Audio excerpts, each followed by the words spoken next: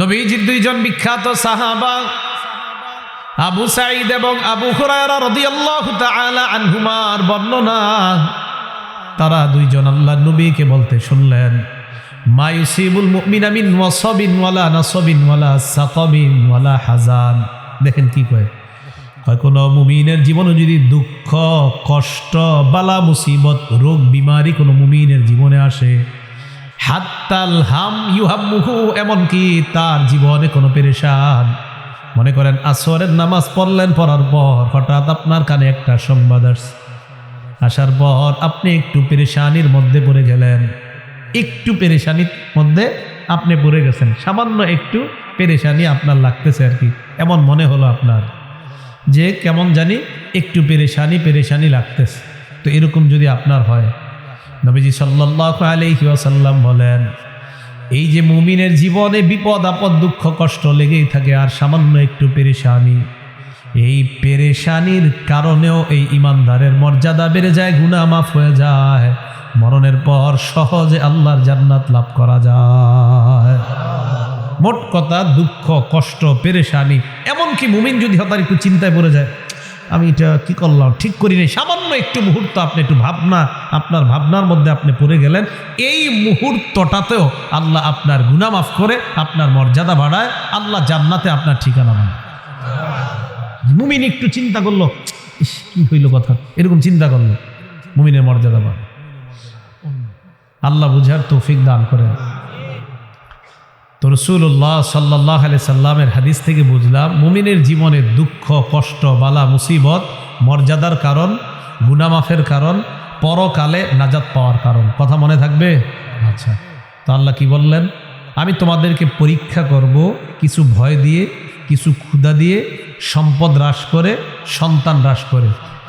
জন্মের সময় আপনার বিবি সন্তান জন্ম দেওয়ার সময় সন্তানটা মারা গেছে, হইতে পারে 1 বছর বয়সে মারা গেছে, 2 বছর বয়সে মারা গেছে, এরকম হয় কি না? আপনাদের একবার ছোট শিশু মারা যায় না? আচ্ছা, একজন তাবি, তার নাম আবু সিনান রহমতুল্লাহি আলাইহি, তিরমিজি শরীফের 1061 নম্বর হাদিসের বর্ণনা এবং 1027 নম্বর হাদিসের বর্ণনা। এখানে আসছে, আবু সিনান তিনি বলেন, দাফান্তু ইবনি সিনানান, আমি আমার সন্তান সিনানকে দাফন করলাম। বাবা সন্তানকে কবরের মধ্যে দাফন করছে। কথাটা বুঝেন, সন্তান বাপকে না, বাপ সন্তানকে। আমি আমার সন্তানকে কবরের মধ্যে দাফন করলাম। কবরের মধ্যে যখন আমি দাফন করলাম, আবু তালহা আল খাওলানি জালিসুন আলা শাফিরিল কবরি, আবু তালহা আল খাওলানি কবরের পাশে বসা ছিলেন। আরেকজন বিখ্যাত আলেম, আমি আমার সন্তানকে কবরে দাফন করলাম, আরেক বিখ্যাত আলেম কবরের পাশে বসা। আবু সিনান বলেন, ফালাম্মা আরাদতুল খুরুজ, আমি যখন কবর থেকে বের হওয়ার ইচ্ছা করলাম, কবরের পাশে যিনি আবু তালহা বসা, আখাযা ইয়াদি, তিনি আমার হাতটা ধরলেন। ছেলেকে কবরে রাখার পর কবর থেকে বের হওয়ার সময় আরেক আলেম বাবার হাত ধরলেন। ধরার পর বললেন, আলা উবাশশিরুকা ইয়া আবা সিনান, ও আবু সিনান, আমি কি তোমাকে সুসংবাদ দিব না? আবু সিনান বললেন, কি সুসংবাদ? আবু তালহা আল খাওলানি বলেন, আবু মুসা আশআরী রাদিয়াল্লাহু তাআলা আনহুর বর্ণনা, ক্বালা রাসূলুল্লাহ সাল্লাল্লাহু আলাইহি ওয়াসাল্লাম, নবীজি বলেন, ইদা মাতা ওয়ালাদুল আব্দি, কোন বান্দার সন্তান যখন মারা যায়, আপনাদের এলাকার আব্দুর রহিমের ছেলে আব্দুল করিম মারা যাওয়ার পর, ক্বালাল্লাহু লিমালাইকাতিহি, আল্লাহ ফেরেশতাদেরকে বলে, ও ফেরেশতারা, ক্বাবাতুম ওয়ালাদা আব্দি, তোমরা আমার বান্দার সন্তানটাকে ছিনায় আনলা। কি বলে দেখেন, তোমরা আমার অমুক বান্দার সন্তানটা ছিনায় আনলা, বারো করিয়া অমুকের অমুক গ্রামের আব্দুর রহিমের সন্তান আব্দুল করিমকে তোমরা ছিনায় আনলা। কবাতুম সামারাতা ফুআদিহি, তোমরা তার কলিজার টুকরাটা ছিনিয়ে আনলা। সন্তান নেওয়ার হুকুমটা দিছে কে? আল্লাহ। তো আল্লাহ কইতাছে, তোমরা তার কলিজার টুকরাটা নিয়ে আসলা, ছেলেটাকে নিয়ে আসলা। ফেরেশতারা জি মাবুদ নিয়ে আসছে। এখন আল্লাহ কি বলে দেখেন, আল্লাহ বলে মাদা ক্বালা আব্দি, আমার বান্দার ছেলে আমার বান্দার কলিজার টুকরাটা নিয়ে আসার পর আমার বান্দা কি বলতেছে একটু আমি জানতে চাই। যার ছেলেকে আমি নিয়ে আসলাম তার বাবা কি বলতেছে আমি জানতে চাই। আল্লাহ তো সব জানে, বাকি ফেরেশতাদেরকে এটি কেন বলে? একটা ঘটনার জন্য আল্লাহ এটা বলতেছে। ফেরেশতারা আল্লাহকে জবাব দেয়, আল্লাহ হামিদাকা ওয়াস্তারজাকা, আপনার বান্দার ছেলেকে আমরা যখন নিয়ে আসছি আপনার বান্দা পড়ছে আলহামদুলিল্লাহ, সুবহানাল্লাহ। কার কি পড়ছে? কার বলছে ইন্না লিল্লাহি ওয়া ইন্না ইলাইহি রাজিউন। আপনার বান্দা শুকরিয়া আদায় করছে আর পড়ছে ইন্না লিল্লাহি ওয়া ইন্না ইলাইহি রাজিউন। কি পড়ছে? ইন্না লিল্লাহি ওয়া ইন্না ইলাইহি রাজিউন। আল্লাহ বলেন ইবনু লাহু বাইতান ফিল জান্নাহ, আমার ওই বান্দা আব্দুর রহমান যে তার ছেলেটাকে কবরের মধ্যে দাফন করছে, যে নাকি সন্তান হারানোর পরে বলছে আলহামদুলিল্লাহ, সন্তান হারিয়েও বলছে ইন্না লিল্লাহ, আমার ওই বান্দার জন্য জান্নাতে একটা ঘর বানায় দাও। ছেলে কিন্তু কবরে, সন্তান কবরে। আল্লাহ কয় সন্তান তো কবরে, যেই বাপ কবরটা দিছে, যেই বাপ আলহামদুলিল্লাহ পড়ছে, যেই বাপ সন্তানের মরণে ইন্নালিল্লাহ পড়ছে, ওই বাপের জন্য জান্নাতে একটা ঘর বানাইছে, বাপের জন্য। নাহমাদুহু ওয়া নুসাল্লি আলা রাসূলিহিল কারীম। আম্মা বা'দু ফাআউযু বিল্লাহি মিনাশ শাইতানির রাজীম। বিসমিল্লাহির রহমানির রহিম। ওয়ালানাবলুওয়ান্নাকুম বিশাইইম মিনাল খাউফি ওয়াল জু'i ওয়া নাকসিম মিনাল আমওয়ালি ওয়াল আনফুসি ওয়াস সামারাত ওয়া বাশশিরিস সাবিরিন الذين إذا أصابتهم مصيبة قالوا إنا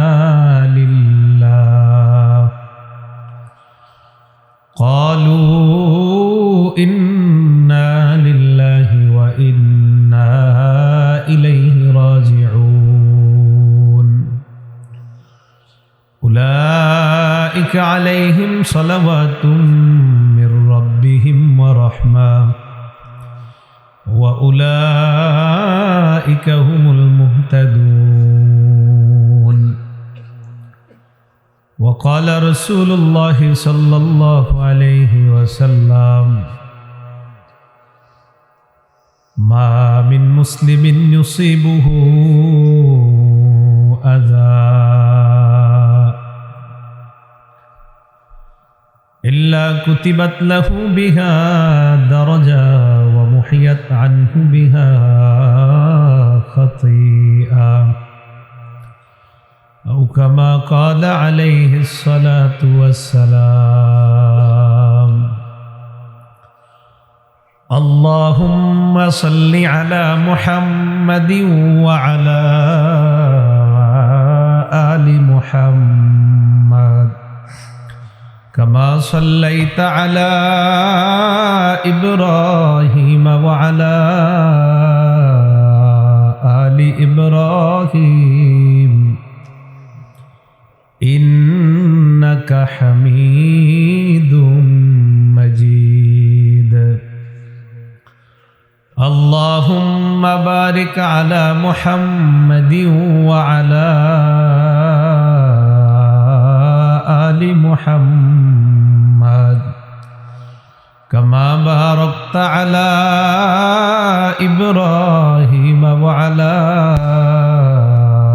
آل إبراهيم إنك حميد مجيد سبحانك لا علم لنا إلا ما علمتنا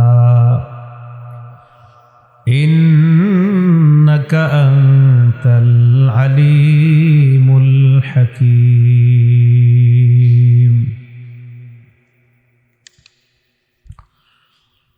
বারকুড়িয়া পশ্চিমপাড়া বাইতুল ইকরাম জামে মসজিদের বার্ষিক ওয়াজ মাহফিলের সভাপতি পীরে কামেল আলহাজ হজরত মাওলানা আব্দুর রহিম খান সাহেব, মোহতামিম আর মুশতার দারুল উলুম সিদ্দিকিয়া মাদ্রাসা, সম্মানিত মেহমান পীরে কামেল আলহাজ হজরত মাওলানা আলী আজম খান, মোহতামিম জামিয়া আরবিয়া আমেনা খাতুন রাদিয়াল্লাহু তাআলা আনহা মহিলা মাদ্রাসা। আমার নামের শুরুতে আল্লামা লিখেছেন আপনারা, এটা প্রায় মাহফিলে বলে থাকি আমি, নামের শুরুতে আল্লামা লিখবেন না। ভবিষ্যতে এইরকম পোস্টার যেন আল্লামা না লিখি। আল্লাহ আমাদের সকলকে আমল করার তৌফিক দান করেন। আল্লামা উঁচা মাপের জিনিস, আমার নামের আগে লিখবেন না। উপস্থিত ওলামায়ে কেরাম, মুসলমান ভাইয়েরা, পর্দার আড়ালে অবস্থানরতা মা বোনেরা, আল্লাহ পাক রব্বুল আলামিনের দরবারে শুকরিয়া আদায় করছি। আল্লাহ আমাদেরকে এই মাহফিলে উপস্থিত হওয়ার তৌফিক দান করেছেন বলি আলহামদুলিল্লাহ। সূরা বাকারার 155, 156, 157 তিনটা আয়াতে কারিমা তেলাওয়াত করলাম। আল্লাহ পাক রব্বুল আলামিন বলেন,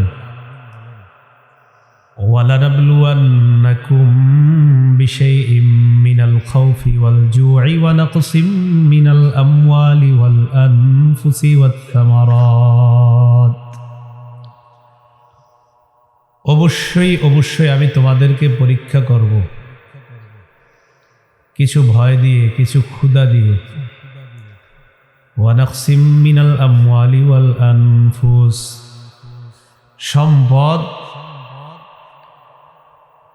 সন্তান, ধনবল, জনবল হ্রাসের মাধ্যমে আমি তোমাদেরকে পরীক্ষা করব। ওয়াসসামারাত, তোমাদের ফল ফলাদি এগুলাও আমি হ্রাস করব, এর মাধ্যমে আমি তোমাদেরকে পরীক্ষা করব। এই বছর ফল বেশি পেয়েছেন, আগামীবার কম পেতে পারেন, আমি অবশ্যই তোমাদেরকে পরীক্ষা করব। ওয়াবাশশিরিস সাবিরিন, আল্লাহ বলেন পরীক্ষা করার পর এই পরীক্ষায় যারা ধৈর্য ধারণ করবে, নবী আপনি এই ধৈর্যশীল বান্দাদেরকে সুসংবাদ দিয়ে দেন। আল্লাযীনা ইযা আসাবাতহুম মুসিবাতুন ক্বালু ইন্না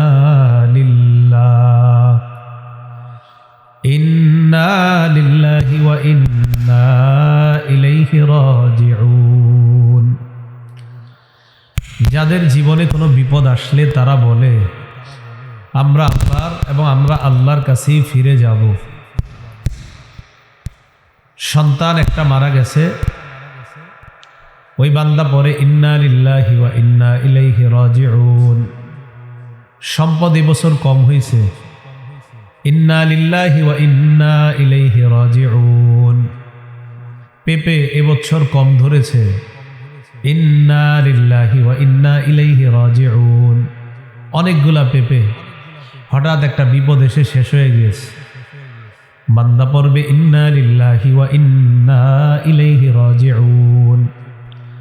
ধৈর্যশীল বান্দা যারা, তারা বিপদে পড়ে ইন্না লিল্লাহি ওয়া ইন্না ইলাইহি রাজিউন।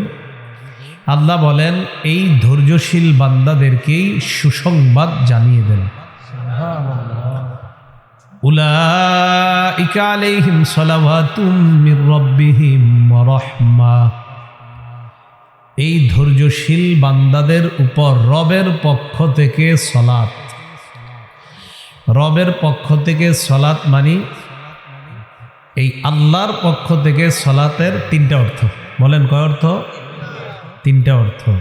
এক নাম্বার তৌফিকুত তাআ, তাদের উপর রবের পক্ষ থেকে সলাত মানে তাদেরকে আল্লাহ আনুগত্য করার তৌফিক দান করে দেয়।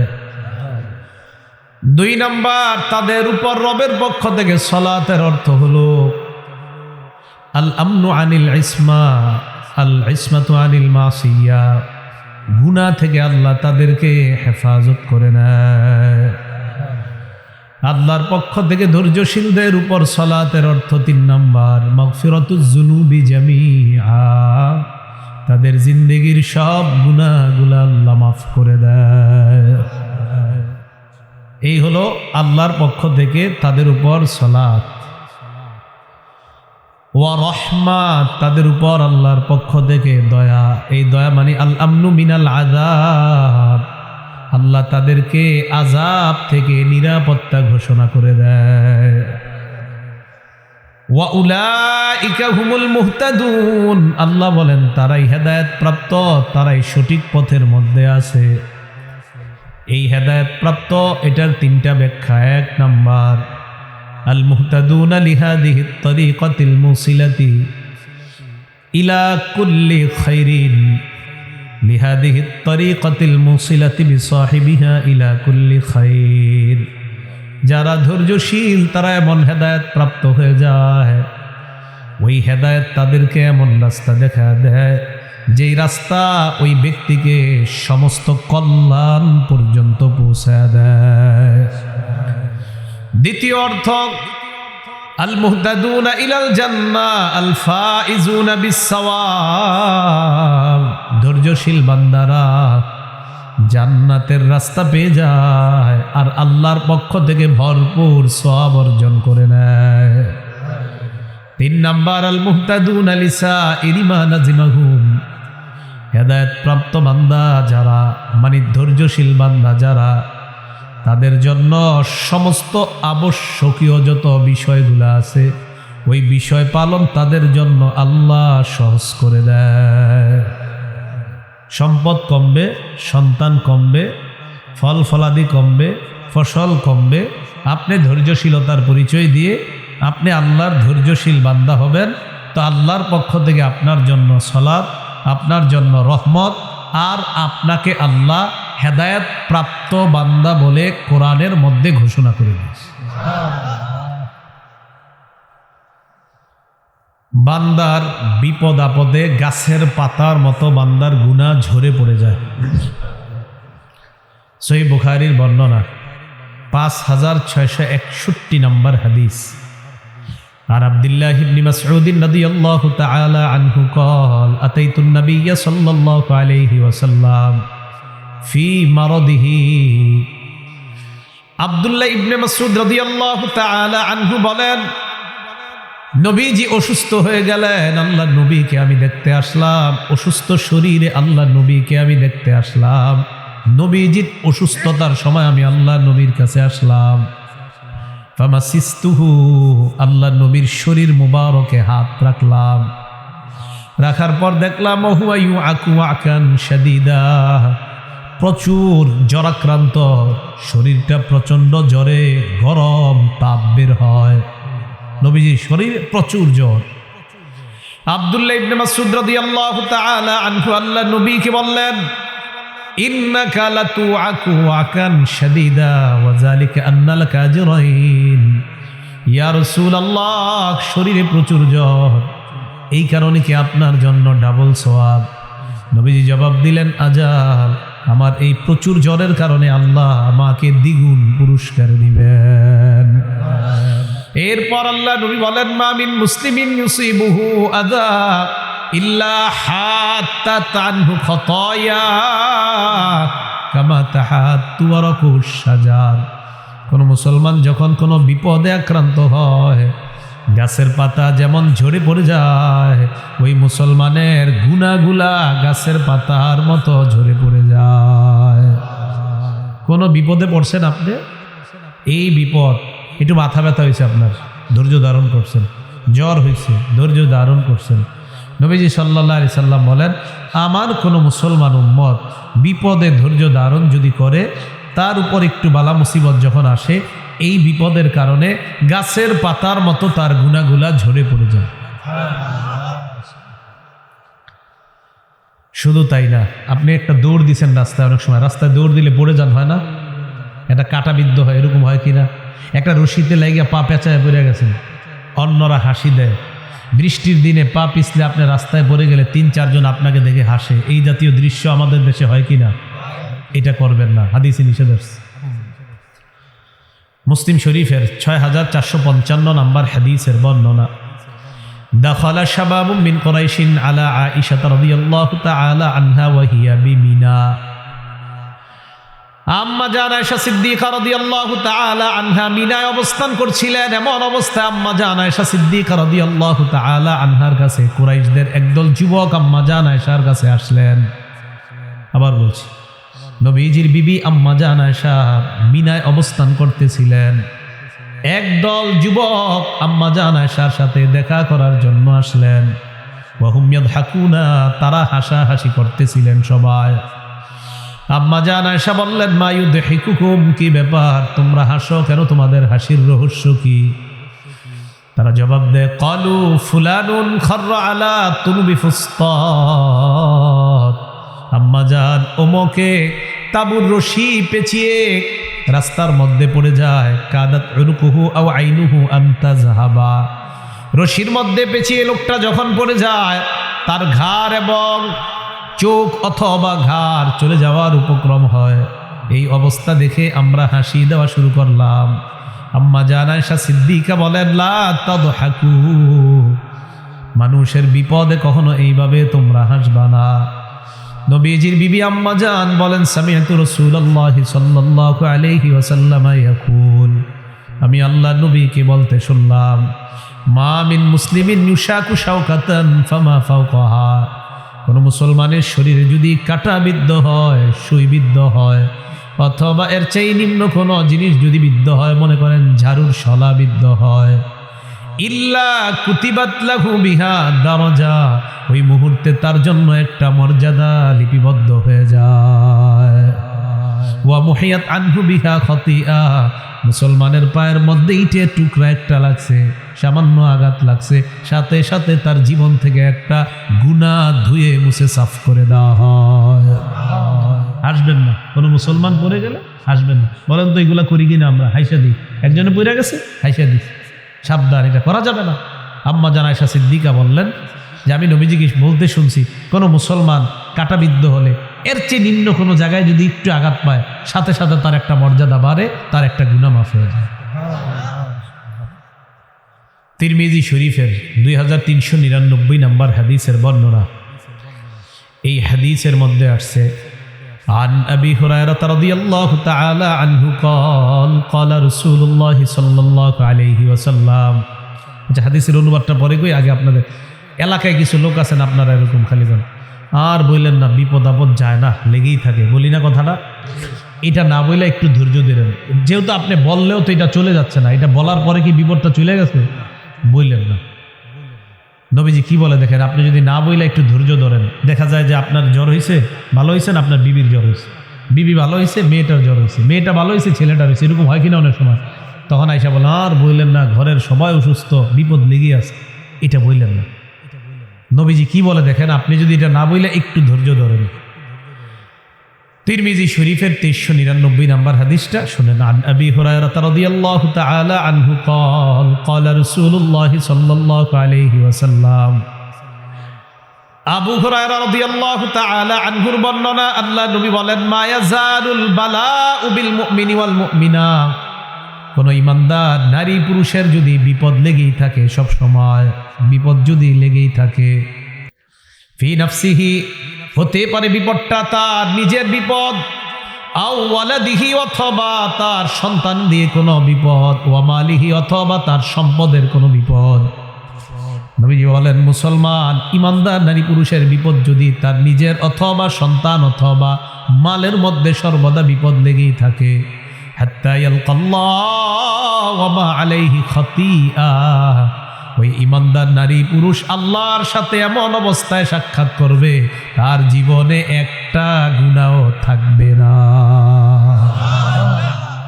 কাউরে কইেন যে বিপদ লেগেই থাকে, এটা না বললে একটু ধৈর্য ধরেন। কেন বলছি? এটা বললে তো আর আপনার বিপদ চলে যাচ্ছে না, যেখানে বলা দরকার সেখানে বলেন, আর বাস ধৈর্য ধরেন। আল্লাহ বুঝার তৌফিক দান করেন। মুসলিম শরীফের 6462 নম্বর হাদিসের বর্ণনা। এই হাদিস বর্ণনা করেছেন দুজন সাহাবী। عن أبي سعيد وأبي هريرة رضي الله تعالى عنهما أنهما سمعا رسول الله صلى الله عليه وسلم يقول নবীজির দুইজন বিখ্যাত সাহাবা আবু সাঈদ এবং আবু হুরায়রা রাদিয়াল্লাহু তাআলা আনহুমার বর্ণনা, তারা দুইজন আল্লাহর নবীকে বলতে শুনলেন, মা ইউসিবুল মুমিনা মিন ওয়াসাবিন ওয়ালা নাসাবিন ওয়ালা সাকাবিন ওয়ালা হাজান। দেখেন কি কয়, কোনো মুমিনের জীবনে যদি দুঃখ কষ্ট বালা মুসিবত রোগ বিমারি কোনো মুমিনের জীবনে আসে, হাত্তাল হাম ইউহাম্মুহু, এমনকি তার জীবনে কোনো পেরেশান, মনে করেন আসরের নামাজ পড়লেন, পড়ার পর হঠাৎ আপনার কানে একটা সংবাদ আসার পর আপনি একটু পেরেশানির মধ্যে পড়ে গেলেন, একটু পেরেশানির মধ্যে আপনি পড়ে গেছেন, সামান্য একটু পেরেশানি আপনার লাগতেছে আর কি, এমন মনে হলো আপনার যে কেমন জানি একটু পেরেশানি লাগতেছে।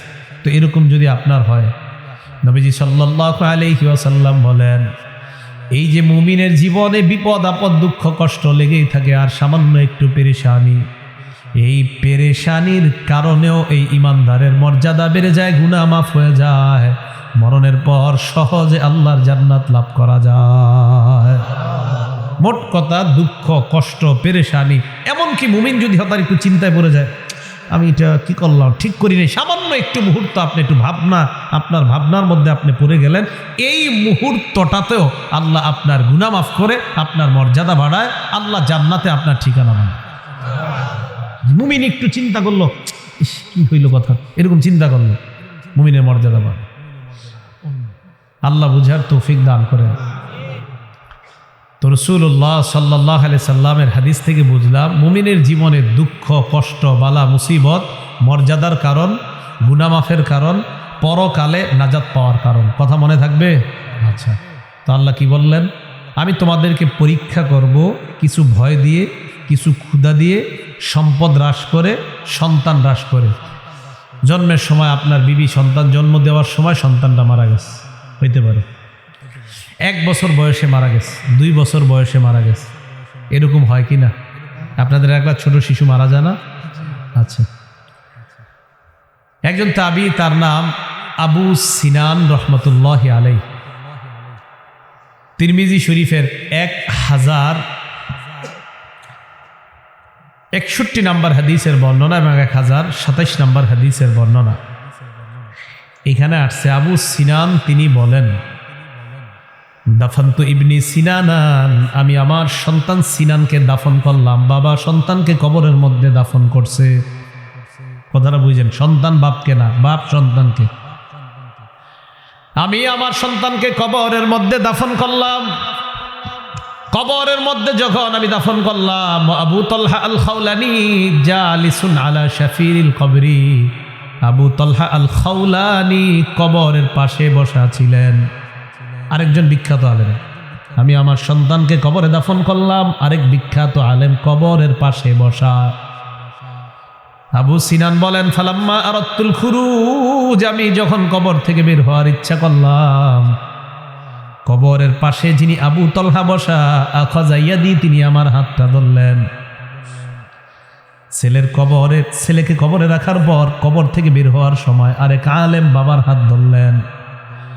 ধরার পর বললেন, আলা উবাশশিরুকা ইয়া আবা সিনান, ও আবু সিনান, আমি কি তোমাকে সুসংবাদ দিব না? আবু সিনান বললেন, কি সুসংবাদ? আবু তালহা আল খাওলানি বলেন, আবু মুসা আশআরী রাদিয়াল্লাহু তাআলা আনহুর বর্ণনা, ক্বালা রাসূলুল্লাহ সাল্লাল্লাহু আলাইহি ওয়াসাল্লাম, নবীজি বলেন, ইদা মাতা ওয়ালাদুল আব্দি, কোন বান্দার সন্তান যখন মারা যায়, আপনাদের এলাকার আব্দুর রহিমের ছেলে আব্দুল করিম মারা যাওয়ার পর, ক্বালাল্লাহু লিমালাইকাতিহি, আল্লাহ ফেরেশতাদেরকে বলে, ও ফেরেশতারা, কবাতুম ওয়ালাদা আব্দি, তোমরা আমার বান্দার সন্তানটাকে ছিনায় আনলা।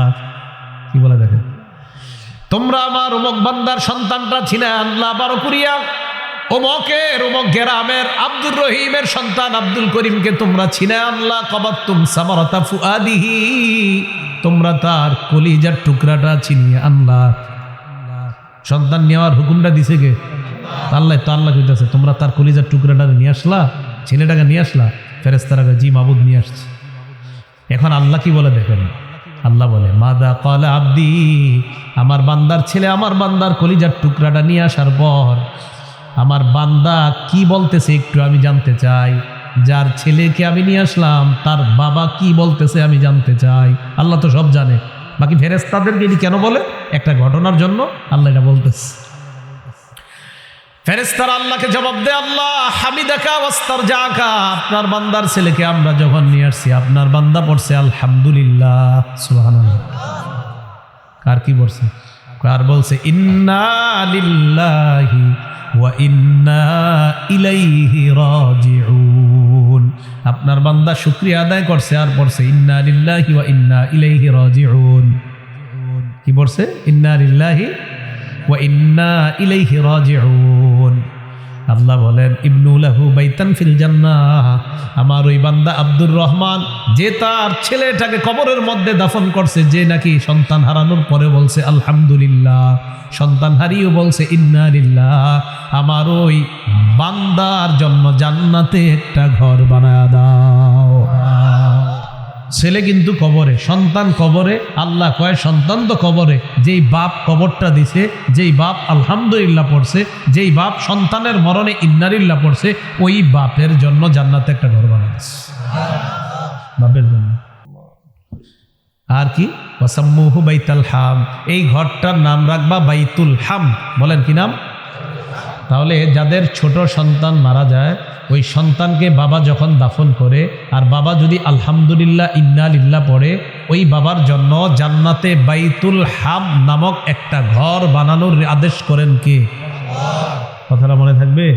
তা আপনাদের এলাকার ছোট কেউ মারা গেলে তাকে এই বলে সান্ত্বনা দিবেন যে দেখো তোমার জন্য আল্লাহ, যদি একটু ধৈর্য ধারণ করো, ইন্না লিল্লাহ পড়ো, তো তোমার জন্য আল্লাহ জান্নাতে বাইতুল হাম নামক একটা ঘর বানিয়ে দিবেন। মুসলিম শরীফের হাদিস। আবু হুরায়রা রাদিয়াল্লাহু তাআলা আনহুর কাছে এক ব্যক্তি আসছে, নাম আবু হাসান। কি নাম? আবু হাসান। মুসলিম শরীফের 6595 নম্বর হাদিস। মোট হাদিস সংখ্যা হবে 7453টা। আবু হাসান তিনি বলেন, আমি আবু হুরায়রা রাদিয়াল্লাহু তাআলা আনহুর কাছে গেলাম। যাওয়ার পর আমি বললাম ইন্নাহু কদ মাতালি ইবনান, আমার দুইটা ছেলে মারা গেছে। আবু হুরায়রা রাদিয়াল্লাহু তাআলা আনহুকে বললাম ফামা আনতা মুহাদ্দিসি আর রাসূলিল্লাহি সাল্লাল্লাহু আলাইহি ওয়াসাল্লাম বিহাদিসিন তুতাইয়িবু বিহি আনফুসানা আন মাউতানা। আপনি এমন একটা হাদিস বলেন যে হাদিস শোনার পর এই যে আমার দুইটা সন্তান মারা গেছে, এই মারা যাওয়া থেকে যেন আমি নিজেকে সান্ত্বনা দিতে পারি, এমন কোন হাদিস আমাকে শোনাইতে পারবেন কিনা? কি বলে দেখেন, এমন কোন হাদিস আমাকে শোনাইতে পারবেন যে হাদিস শুনলে আমার মনের মধ্যে সান্ত্বনা আসবে, আমি নিজেকে সান্ত্বনা দিতে পারবো? আবু হুরায়রা রাদিয়াল্লাহু তাআলা আনহু বললেন, হ্যাঁ এমন একটা হাদিস আছে। সুবহানাল্লাহ। এলাকায় ছোট সন্তান মারা গেছে নি কারো? হ্যাঁ, বহুত না? আবু হুরায়রা রাদিয়াল্লাহু তাআলা আনহু বলেন, আমি আল্লাহর নবীকে বলতে শুনছি, ছোট সন্তান যাদের মারা যায়, তোমার যে দুইটা ছোট সন্তান মারা গেছে, সিগারুহুম দাআমিসুল জান্নাহ, এই সন্তানগুলা জান্নাতের প্রজাপতি হয়ে গেছে। প্রজাপতি। অন্য বর্ণনায় আসছে উসফুরুম মিন আসাফিরিল জান্নাহ, ছোট সন্তানগুলা জান্নাতের চড়ুই পাখি হয়ে উড়ে বেড়ায়। তো এই জায়গায় জানলাম কি? প্রজাপতি। বলেন কি হয়ে গেছে? প্রজাপতি। এবার দেখেন কি কয়, তোমার ছোট সন্তান যারা মারা গেছে, এই সন্তান হাত্তা ইয়ালকা আহাদুহুম আবাহ ক্বালা আও আবাওয়াইহি আও ক্বালা আবাওয়াইহি, ওই ছোট সন্তান তার বাবা মার সাথে সাক্ষাৎ করবে, করার পর ফায়াখুযু বিসাওবিহি আও বিয়াদিহি, ওই সন্তান বাবার আঁচলের মধ্যে এইভাবে ধরবে। আবু হুরায়রা বলেন, কামা খুযু আনা বিসনিফাতি সাউফিকা হাযা, আমি যেমন তোমার কাপড়ের এই কিনারা এইভাবে টেনে ধরলাম, ছোট সন্তান তার বাবা আমার কাপড় এইভাবে টেনে ধরবে। ধরার পর লা ইয়াতানাহা হাত্তা ইউদখিলাহুল্লাহু ওয়া আবাহুল জান্নাহ, তাকে আর তার বাবাকে জান্নাতে আল্লাহ প্রবেশ করানো না পর্যন্ত ওই বাচ্চা বাবার মার আঁচল ছাড়বে না। ছোটবেলায় সন্তান মারা গেছে, ধৈর্য ধারণ করা, সম্পদ সন্তান এগুলা নিয়ে পরীক্ষা করেন কে? আল্লাহ। এই আবু হুরায়রা দেখেছে, আমি তোমার আঁচলটা যেমনি ধরলাম ঠিক এইভাবে ধরবে, ধরে জান্নাত না দেওয়া পর্যন্ত ওই বাচ্চা হাত ছাড়বে না, আঁচল ছাড়বে না, জান্নাতে নিব তারপর ছাড়বে। অনেকের পেটে 9 মাসে 8 মাসে সন্তান মারা যায় না, এই সন্তান কি করবে জানেন? হাদিসে আছে ইয়াজুরু উম্মাহু বিসাররিহি ইলাল জান্নাহ, নাবি দিয়া মারে পেঁচায়া, ইয়াজুরু উম্মাহু বিসাররিহি ইলাল জান্নাহ, নাবি দিয়ে মাকে পেঁচায়া টানতে টানতে জান্নাতের দিকে দৌড়াবে।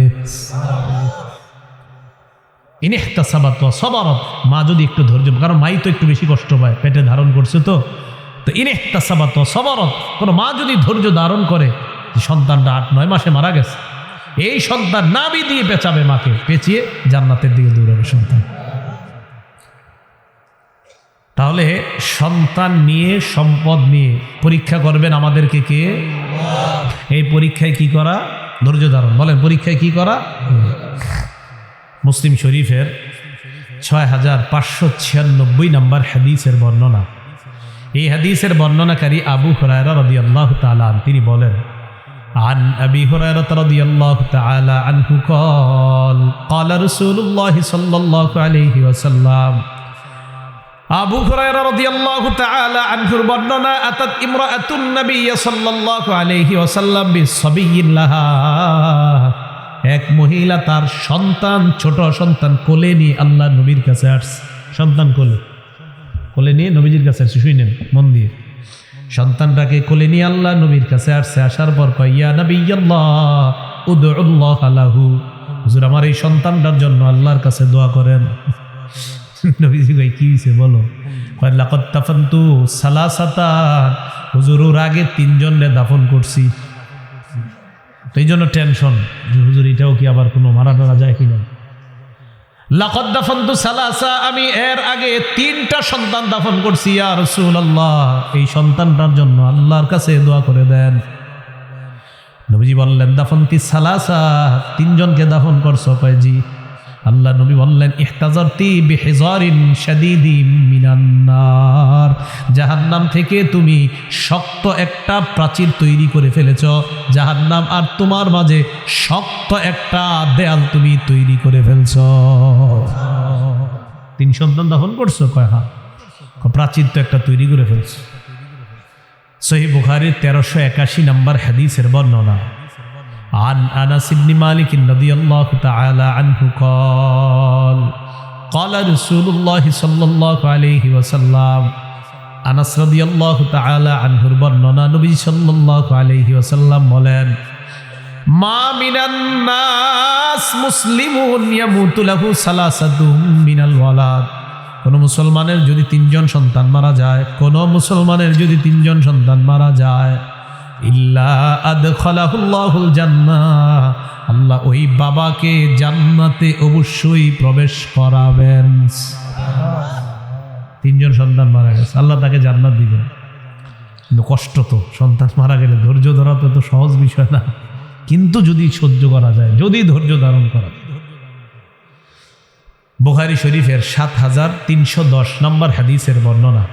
এক মহিলা নবীজির কাছে আসছে। জাআত ইমরাআতুন ইলা রাসূলিল্লাহি সাল্লাল্লাহু আলাইহি ওয়াসাল্লাম, এক নারী আল্লাহ রাসূলের কাছে আসলেন। আসার পর বললেন, ইয়া রাসূলুল্লাহ যাহাবার রিজালু বিহাদিসিকা, হুজুর পুরুষ সাহাবারা শুধু আপনার হাদিস শুনে, আমরা মহিলারা কিচ্ছু শুনতে পারি না। কথাটা বুঝছেন? শুধু পুরুষ সাহাবাদেরকে আপনি হাদিস শোনান, তাদেরকে এত কিছু বলেন, আমরা একটু মাহরুম হয়ে যাই। ফাজআলনা মিন নাফসিকা ইয়াওমান নাতিকা ফি, ইয়া রাসূলুল্লাহ আমরা যারা মহিলা, আমাদের জন্য নির্দিষ্ট একটা দিন ধার্য করে দেন, ওই দিন শুধু আমাদেরকে ওয়াজ করবেন, পুরুষদেরকে না। মানে খালি আপনি হুজুর পুরুষদেরকে ওয়াজ করেন, আমাদের জন্য একটা দিন ধার্য করেন যেদিন আমাদেরকে ওয়াজ করবেন পুরুষদের কথা। নবীজি বললেন ফাজতামিআনা ফি ইয়াউমি কাযা ফি মাকানিন কাযা ওয়া কাযা, অমুক দিন অমুক জায়গায় তোমরা একত্রিত হইও। তো নারীরা বললেন হুজুর তো আল্লিমুনা মিম্মা আল্লামাকাল্লাহ, আল্লাহ আপনারা যা শিখাইছে হুজুর শুধু পুরুষদেরকে শিখাবেন এমন না, আমাদেরকে একটু শিখাবেন। সুবহানাল্লাহ। তো নবীজি বললেন অমুক দিন অমুক জায়গায় এসো। ফাজতামা'না, নারীরা ওখানে আসছে। ফাতাহুন্নান নবিয়্যু সাল্লাল্লাহু আলাইহি ওয়াসাল্লাম, নবীজি তাদের কাছে আসলেন। ওয়া আল্লামাহুন্না মিম্মা আল্লামাহুল্লাহ, নবীজিকে আল্লাহ যা শিখিয়েছেন নবীজি নারীদেরকেও শিক্ষা দিলেন। সুবহানাল্লাহ। এবার আল্লাহ নবী বললেন মা মিনকুন্না ইমরাআতুন তুকদ্দিমু বাইনা ইয়াদাইহা মিন ওয়ালাদিহা সালাসা, তোমাদের মধ্যে কোন নারী যদি 3টা সন্তান আগে পাঠায়া দেয়, আগে পাঠায় দেয় মানে দুনিয়াতে থাকতে আগে কবরে পাঠায়, তোমাদের মধ্যে কোনো নারী যদি 3টা সন্তান আগে পাঠায় দেয় ইল্লা কানা লাহা হিজাবাম মিনান নার, আমি নবী ওই নারীকে বলে দিলাম এই যে আগে 3জন পাঠায় দিলা জাহান্নাম থেকে তুমি বাঁচার প্রতিবন্ধকতা তৈরি হয়ে গেছে। এক নারী কয় ইয়া রাসূলুল্লাহ ওয়া ইসনাইন, যদি কেউ 2জন আগে পাঠায়। নবীজি কোনো জবাব দেয় না। ফাআদাতহা মাররাতাইনি, আবার ওই নারী বললেন হুজুর যদি কেউ 2জন পাঠায় মনে হয় তার 2 সন্তান চলে গেছে অথবা কারো এরকম গেছে। নবীজি বললেন ওয়া ইসনাইনি ওয়া ইসনাইনি ওয়া ইসনাইনি, কেউ যদি 2জন পাঠায় 2জন পাঠায় 2জন পাঠায়, ওই নারীর জন্য ওই অভিভাবকের জন্য ওই সন্তান জাহান্নাম আর তার মাঝে প্রতিবন্ধক হয়ে যায়, পর্দা হয়ে যায়। কি হয়ে যায়? পর্দা। একটা আশ্চর্য হাদিস শোনেন, নাসাই শরীফের 2008 নম্বর হাদিস। নবীজির মজলিসে সাহাবারা বসে, একটা বাচ্চা ছেলেকে এক সাহাবী কোলে করে নবীজির মজলিসে নিয়ে আসে। সুবহানাল্লাহ। তো নবীজির মজলিসে যারা বসে, একজন বসতেন লাহু ইবনুন সগীরুন ইয়াতিহি মিন খালফি যহরিহি ফায়ুকদ্দিমুহু ফায়ুকঈদুহু বাইনা ইয়াদাইহি, একজনের ছোট একটা ছেলে ছিল, উনি কি করতেন ওনার ছেলেটারে নবীজির কাছে আসলেই পিছন থেকে এইভাবে টাইনা সামনে বসায় রাখতেন। তো নবীজি ওয়াজ করতেন তাদেরকে। ফাফাকাদাহুন নবী সাল্লাল্লাহু আলাইহি ওয়াসাল্লাম, হঠাৎ দেখে বাপেও নাই ছেলেও নাই, বাবাও নাই ছোট্ট ছেলেটাও নাই। ঘটনা কি হয়েছে? ঘটনা হলো হালাকা, ছেলেটা মারা গেছে, বাচ্চাটা মারা গেছে। মারা যাওয়ার পর ফামতানা রাজুলু আন ইয়াহদুরাল হালকাতা লিযিকরি ইবনিহি, সন্তানের বিয়োগ ব্যথায় সন্তানের কথা মনে করে বারবার, এই জন্য নবীর মজলিসে আসতে পারে না। হঠাৎ একদিন আল্লাহ নবী বললেন কি ব্যাপার, ওমকে কোথায় যে তার সন্তান নিয়ে আমার সামনে বসে ওয়াজ শুনে, তাকে অনেকদিন দেখি না কেন? সাহাবারা বলে ইয়া রাসূলুল্লাহ, আদরের সন্তানটাকে লোকটা হারিয়ে ফেলছে, বিয়োগ ব্যথায় আর আসতে পারে না। ফালাকিয়াহুন নবী সাল্লাল্লাহু আলাইহি ওয়াসাল্লাম, নবী নিজে তার কাছে সাক্ষাতের জন্য চলে যায়। কি হয়েছে তোমার? তো দেখছে গিয়ে সন্তান মারা গেছে। আজ্জা আলাইহি, নবী তাকে সান্ত্বনা দিলেন আর তাকে বললেন তোমার কাছে আমি 2টা বিষয়ে জানতে চাই। নবী বললেন 2টার একটা তুমি পছন্দ করবা? জি হুজুর বলেন। তুমি কি চাও আনতামাত্তা বিহি উমরাকা, তোমার যেই সন্তান, এই সন্তানের মাধ্যমে পার্থিব জীবনে তুমি উপভোগ করতে চাও, নাকি তুমি চাও ওয়ালা তাতি গাদান ইলা বাবিন মিন আবওয়াবিল জান্নাহ ইল্লা ওয়াজাদতাহু ফায়াফতাহুহু লাকা? 1 নাম্বার অপশন হলো তোমার এই সন্তানরা, তার মাধ্যমে জীবনে তুমি উন্নতি চাও, নাকি তুমি চাও জান্নাতের দরজায় গিয়ে তুমি দেখবা তোমার ওই সন্তান দাঁড়ায় তোমার জন্য জান্নাতের দরজা খুলে দেয়। তুমি কোনটা চাও? আচ্ছা আপনারা কোনটা চাইবেন? তো নবীজি বললেন কোনটা চাও? তো উনি বললেন ইয়া রাসূলুল্লাহ, আমি মারা যাওয়ার পর জান্নাতের দরজায় যাব, যাওয়ার পর দেখবো আমার সন্তান জান্নাতের দরজা খুলে দেয়, এটাই আমার কাছে অনেক দামি। তো নবীজি বললেন তো টেনশন নিও না, সান্ত্বনা দিয়ে দিলেন, তোমার সন্তান তোমার জন্য জান্নাতের দরজা খুলে দিবে, তোমার টেনশনের কি আছে? কথাগুলো কি বুঝে আসছে? তাহলে সন্তান যদি মারা যায় এই সন্তান দিয়ে পরীক্ষা করেন কে? তো সম্পদ হ্রাস, সন্তান হ্রাস, সম্পদ ফল ফলাদি ইত্যাদি নিয়ে আল্লাহ আমাদেরকে পরীক্ষা করেন। কথা কি বুঝে আসছে? হ্যাঁ। এই সন্তানরা যখন বেঁচে থাকবে তাদেরকে সুন্দরভাবে লালন পালন করা। বলেন কিভাবে লালন পালন করা? সুন্দরভাবে সন্তানগুলাকে লালন পালন করা, তাদেরকে সঠিক শিক্ষা দেওয়া, তরবিয়ত দেওয়া, ছোটবেলায় তাদেরকে তাওহীদ শিক্ষা দেওয়া। বলেন কি শিক্ষা দেওয়া? তাওহীদ। আব্দুল্লাহ ইবনে আব্বাস রাদিয়াল্লাহু তাআলা আনহুমাকে নবীজি বলেন, ইয়া গুলাম উআল্লিমুকা কালিমাত। আব্দুল্লাহ ইবনে আব্বাসকে বলেন, হে গোলাম, হে বৎস, হে বালক, আমি তোমাকে এমন কিছু বাক্য শিখিয়ে দিব, এই বাক্যগুলো তুমি মুখস্থ করবা। বাক্যগুলো আমি তোমাকে শিখিয়ে দেই। ইহফাজিল্লাহ ইয়াহফাজকা, তুমি আল্লাহকে হেফাজত করবা, এর মানে আল্লাহর বিধি বিধান তুমি রক্ষা করবা। ইয়াহফাজকা, আল্লাহ তোমাকে রক্ষা করবেন। বাচ্চারে ছোটবেলাতে শিখাবেন, বাবা আল্লাহ তোমাকে হেফাজত করবে। বাচ্চা যদি হঠাৎ ভয় পায়, কিসের ভয়? আল্লাহ আছে না, এইভাবে ছোটবেলা থেকে ওরে শিখান। এটা বললেন না আব্বু আসি না, আম্মু আসি না, এটা না বলে বলবেন আরে আল্লাহ আছে না। এই বুঝছেন কথা? ছোটবেলা থেকে বাচ্চারে যখন ভয় পায়, কোনো কুকুর দেখছে, বিড়াল দেখছে, ভয় পায়, আপনার দূর দিয়ে এসে ধরছে, কিসের ভয়? বাবা আসি না, মা আসি না, না এটা না বলে বল কিসের ভয়? আল্লাহ আছে না। আব্দুল্লাহ ইবনে আব্বাস রাদিয়াল্লাহু তাআলা আনহুমাকে নবীজি সাল্লাল্লাহু আলাইহি সাল্লাম বললেন, ইহফাজিল্লাহ ইয়াহফাজকা, তুমি আল্লাহর বিধিবিধানগুলো রক্ষা করবা। ইয়াহফাজকা, আল্লাহ তোমাকে হেফাজত করবে। এরপর নবী বলেন, ইহফাজিল্লাহ তাজিদহু তুজাহাক, তুমি যদি আল্লাহর বিধিবিধান রক্ষা করো, বিপদ আপদে যখন তুমি পড়বা, আল্লাহকে তুমি সামনে পাইবা। এর মানে আল্লাহকে তুমি সাহায্যকারী হিসাবে পেয়ে যাইবা। ছোটবেলা থেকে সন্তানকে এই তাওহীদ শিক্ষা দেওয়া। তাহলে বলেন তো, বিপদ আপদে সন্তানকে বাবা আসি, আম্মা আসি না, এটা না বলে কি বলবো? কে আছেন? এইভাবে বাচ্চাকে তাওহীদ শিক্ষা দেওয়া। আর একটা নামাজ শিক্ষা দেওয়া। বলেন সবাই, কি শিক্ষা দেওয়া? ছোটবেলা থেকে নামাজ শিক্ষা দেওয়া। আবু দাউদ শরীফের 495 নম্বর হাদিসের বর্ণনা, ক্বালা রাসূলুল্লাহ সাল্লাল্লাহু আলাইহি ওয়াসাল্লাম, নবীজি বলেন, মুরু আওলাদাকুম বিসসালাতি ওয়া হুম আবনাউ সাবঈ সিনিন, সন্তানের বয়স যখন 7 হয় তখন সন্তানকে তোমরা নামাজের আদেশ করবা। ওয়াদরিবুহুম আলাইহা ওয়া হুম আবনাউ 10 সিনিন, সন্তানের বয়স যখন 10 হয় তখন সন্তানকে প্রয়োজনে মৃদু আঘাত করে হলেও নামাজের অভ্যাস করাইবা। 7 বছর বয়সে সন্তানকে নামাজের আদেশ করবা। 10 বছর বয়সে যদি নামাজ পড়তে না চায়, হালকা মৃদু আঘাত করে হলেও সন্তান ছেলে হলে মসজিদে নিয়ে যাইবা। ছেলে হলে মসজিদে, মেয়েরে মায়ের মাধ্যমে আদব দেওয়া। ওয়াফাররিকু বাইনাহুম ফিল মাদাজি'i, বিছানা তাদের আলাদা করে দিবা। 2 ছেলেকে এক কাঁথা এক কম্বলের নিচে দিবেন না, 2 মেয়েকে এক কাঁথা এক কম্বলের নিচে দিবেন না, ভাই বোনকেও এক কাঁথা এক কম্বলের নিচে দিবেন না। আবার বলছি, ভাই বোনকে এক কাঁথা কম্বলের নিচে দিবেন না, 2 ভাইকেও এক কাঁথা এক কম্বলের নিচে দিবেন না, 2 বোনকেও এক কাঁথা এক কম্বলের নিচে দিবেন না।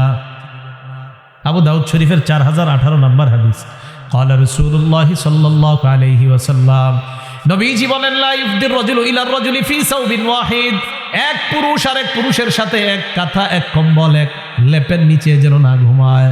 ওয়ালা তুফদিল মারআতু ইলাল মারআতি ফি সাওবিন ওয়াহিদ, এক নারী আরেক নারীর সাথে এক কাঁথা এক কম্বল এক লেপের নিচে যেন না ঘুমায়। সামর্থ্য আছে, চৌকি খাট আলাদা করে দেন। সামর্থ্য নাই, এক খাটের মধ্যে মাঝে কোলবালিশ, 2 পাশে 2 জনকে আলাদা লেপ কম্বল কাঁথার ব্যবস্থা করে দেন, এক কাঁথার নিচে না। এটা রাসূল সাল্লাল্লাহু আলাইহি সাল্লাম বলে দিয়েছেন, আমরা পালন করব। সন্তানকে ছোটবেলা থেকে এইভাবে বড় করা, লালন পালন করা, আর সুশিক্ষায় শিক্ষিত করা। বলেন আমার সাথে, বলেন, সুশিক্ষার শ্রেষ্ঠ শিক্ষা কোরআনের শিক্ষা। কি শিক্ষা? কোরআনের শিক্ষা। বুখারীর 5017 নম্বর হাদিসের বর্ণনা, ক্বালা রাসূলুল্লাহ সাল্লাল্লাহু আলাইহি ওয়াসাল্লাম, নবীজি বলেন, খায়রুকুম মান তাআল্লামাল কুরআনা ওয়া আল্লামা, তোমাদের মধ্যে সর্বোত্তম ওই ব্যক্তি যে ব্যক্তি তাআল্লামাল কুরআন, যে ব্যক্তি কোরআন শিখে, ওয়া আল্লামা অন্যকে শিখায়, যে কোরআন শিখে অন্যকে শিখায়। قال رسول الله صلى الله عليه وسلم নবীজি বলেন মান ক্বারা হারফাম মিন কিতাবিল্লাহ ফালাহু বিহি হাসানা ওয়াল হাসানাতু বিআশরি আমসালিহা। কোরআনের একটা অক্ষর যদি কেউ পড়ে সাথে সাথে তার আমলনামায় 10টা নেকি লিপিবদ্ধ হয়ে যায়। ছোটবেলা থেকে বাচ্চাদেরকে কোরআন শিক্ষায় শিক্ষিত করা, ছেলে হলেও কোরআন শিক্ষায় শিক্ষিত করা, মেয়ে হলেও কোরআন শিক্ষায় শিক্ষিতা বানানো। এবার আরেকটা কথা বলা, বাচ্চাকে যখন ভাত খাওয়াবেন, খাবার খাওয়াবেন, এই যে দেখেন বাচ্চাকে খাবার খাওয়াবেন, 3টা জিনিস ছোটবেলা থেকে বাচ্চাকে শিক্ষা দিব। বলেন কয়টা?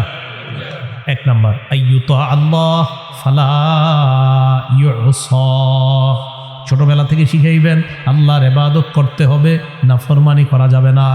2 নাম্বার ওয়ায়ুজকার ফালা ইউনসা, সদা আল্লাহকে স্মরণ করবা, ভুলে যাওয়া যাবে না। তোমাকে যিনি বানিয়েছে সদা তাকে স্মরণ করবা, ভুলে যেতে যাওয়া যাবে না। 3 নাম্বার ওয়ায়ুশকার ফালা ইউকফার, কৃতজ্ঞতা প্রকাশ করবা, কখনো অস্বীকার করা যাবে না। আল্লাহর 1 নাম্বার আনুগত্য করা, নাফরমানি না করা। 2 নাম্বার সদা আল্লাহকে স্মরণ করা, আল্লাহকে ভুলে না যাওয়া। 3 নাম্বার আল্লাহর ছোট বড় সব নেয়ামতের শুকরিয়া আদায় করা, আল্লাহর ছোট বড় কোনো নেয়ামতের অস্বীকার না করা।